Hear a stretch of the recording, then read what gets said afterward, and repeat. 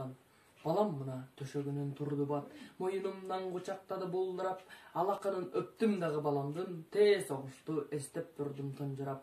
Самак эле ынак досум сырдашкан, укмуш болчу күлкү менен ыржактан, ызылдаган октор тона калганда, ыр күлкүгө бизди бөлүп чыгаткан. Самак айтты, кайда жүрдүң жанатан, мына балам сен балаңды карасаң, ал бала эмес турду кагаз үстүндө, 5 манжалуу кичинекей алакан.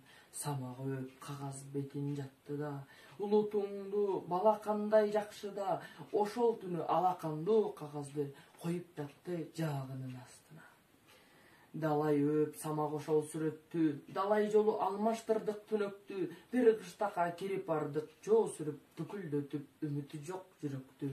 Бир кородо бала турат байлануу, бул не шумдук, таппай калдык айланы, жардам сурап бала колу эрбеңдеп, бала көзү бизден өтүп жайнады.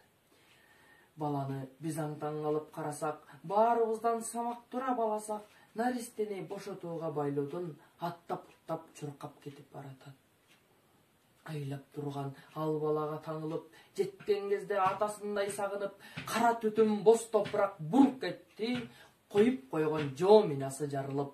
Андан ары мен айта албай баратам, айткан сайын жүрөгүмдү канатам, экөө тең жок жерде жатты бир гана купкуу болгон кичинекей алакан.